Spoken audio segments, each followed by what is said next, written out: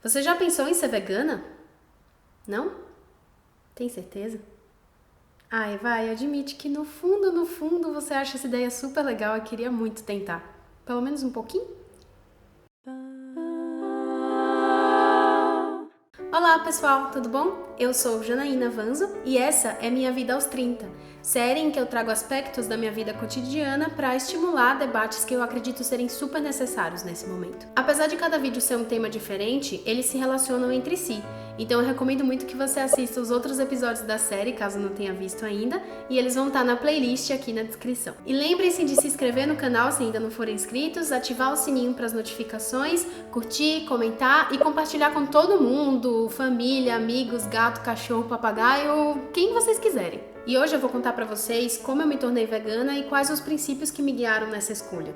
E esse vídeo é dedicado à minha amiga Rebeca Patas, que foi quem me iniciou nesse processo. Inclusive ela tem um Insta maravilhoso de receitas veganas. Corre lá pra seguir ela, gente! Bom, acho que, como a maioria das pessoas, até os 20 anos eu não tinha ideia do que realmente era o veganismo.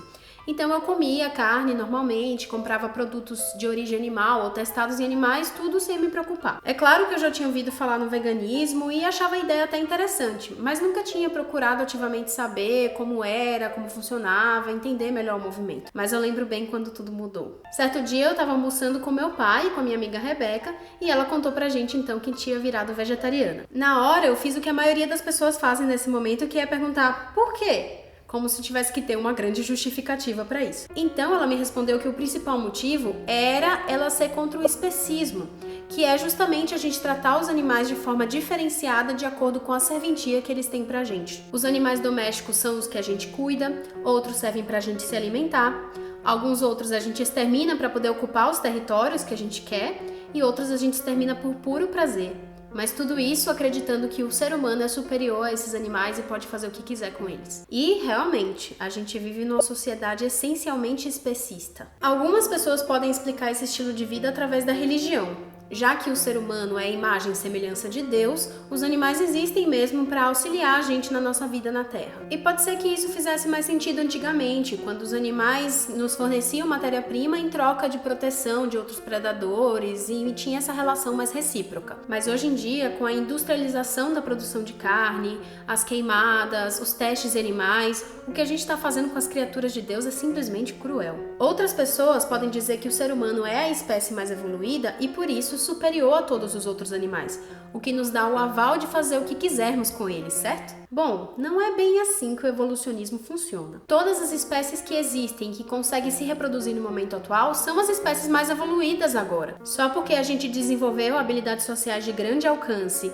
e conseguimos manipular a natureza ao nosso favor, não significa que somos melhores seres da Terra e por isso podemos fazer o que bem entendermos com tudo à nossa volta. Na real, com toda essa nossa superioridade, nós estamos devastando o planeta, extinguindo várias espécies que eram tão evoluídas quanto a nossa e ainda estamos caminhando para a nossa própria autodestruição.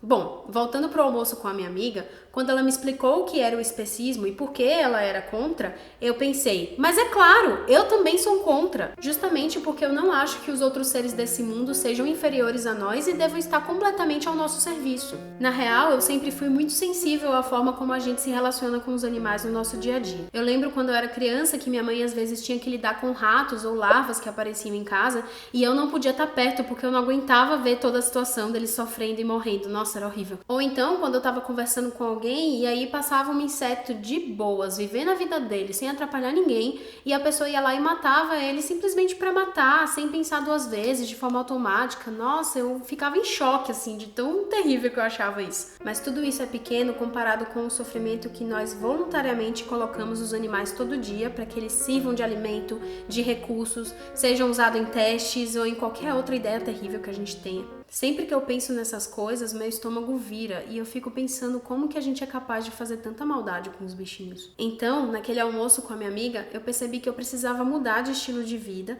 e decidi que eu ia virar vegetariana também. Como todos os meus processos, foi bem lento.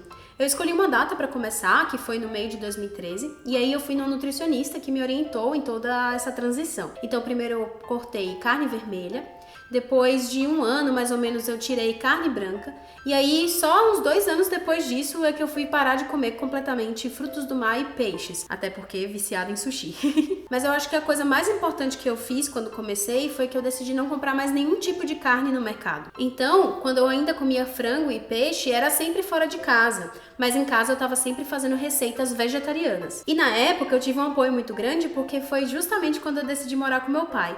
E ele resolveu virar vegetariano junto comigo. Então eu realmente não tinha que lidar com carne em casa e acredito que isso facilitou muito a minha transição. Depois o plano foi crescendo e eu decidi que um dia ia virar vegana completamente. Mas qual a diferença entre vegetariano e vegano? Esses termos às vezes são meio confusos, né? Por isso eu vou deixar alguns links na descrição explicando quais são essas diferentes possibilidades. Mas, basicamente, uma pessoa vegana, ela não muda só de alimentação, como também de estilo de vida e não consome nada que envolva qualquer tipo de crueldade animal, isso incluindo carne, ovos, leite, mel, produtos com derivados de animais ou testados em animais e até mesmo entretenimentos que envolvam alguma exploração animal. Então, eu comecei a me planejar para mudar de estilo de vida mesmo. A parte dos produtos até que foi mais simples, porque eu decidi fazer alguns cosméticos em casa e os que eu não consigo fazer, eu sei que marcas são veganas ou onde comprar produtos veganos. Então, tem essa parte do início que é fazer essa pesquisa que é um pouco complicada, mas depois que você aprende tudo isso fica bem mais simples. Tirar ovo pra mim também não foi nenhum problema, porque eu nunca gostei muito de comer ovo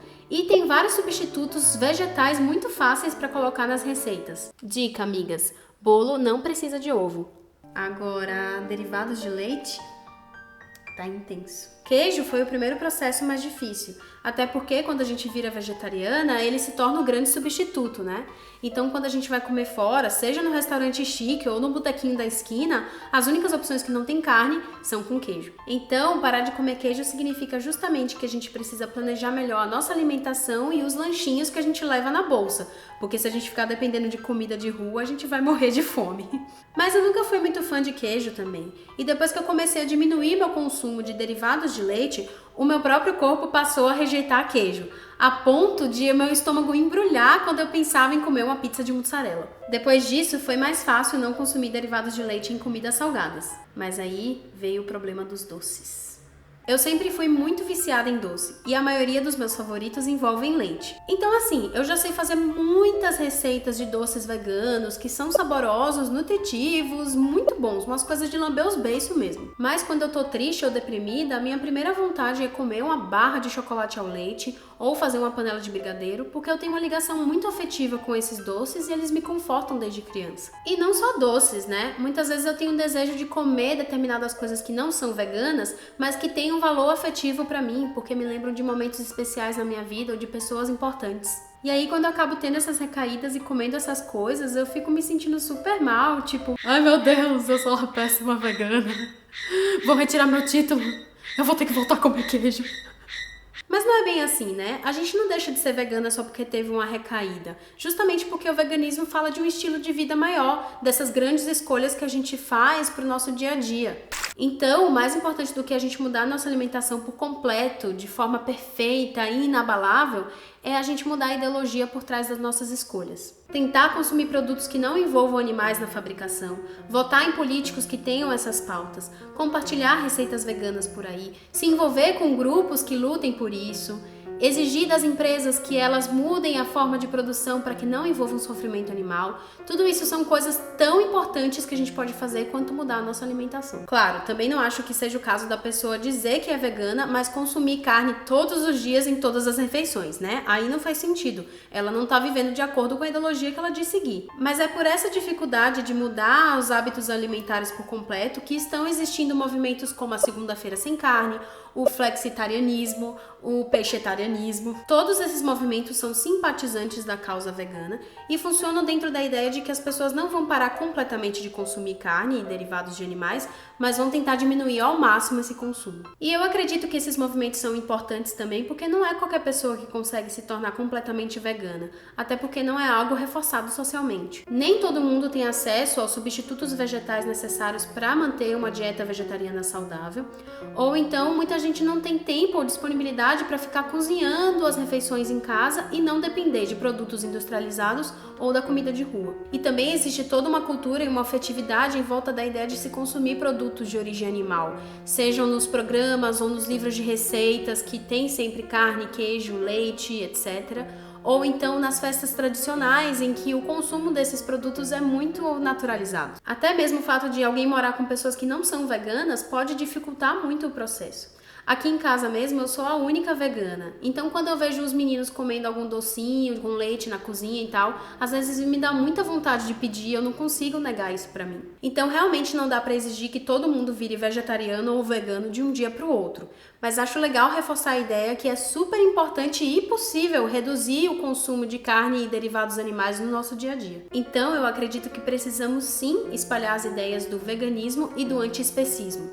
A gente precisa urgentemente mudar a nossa relação com os animais, porque isso está causando problemas não só para eles, mas para o planeta inteiro e, consequentemente, para a gente. A produção desenfreada de carne e a pesca estão afetando demais o meio ambiente, se relacionando diretamente com o desmatamento de florestas, o uso exacerbado de recursos hídricos, altas emissões de CO2, contaminação de solo e lençóis freáticos, extinção de recifes e espécies aquáticas e a lista continua. Basicamente, o mundo não consegue dar conta de tanto boi peidando, tanto porco cagando e tanta coisa doida que a gente joga no mar. Sem falar em todos os seres humanos que são explorados nessa indústria para fazer o sistema funcionar. Existem muitos livros, vídeos, documentários, canais de YouTube, páginas do Instagram que têm informações sobre como iniciar o processo do veganismo, dicas de receitas, de produtos, então eu vou deixar esses links na descrição. Mas, basicamente, ser mais sustentável passa diretamente por uma transformação completa na nossa relação com os animais.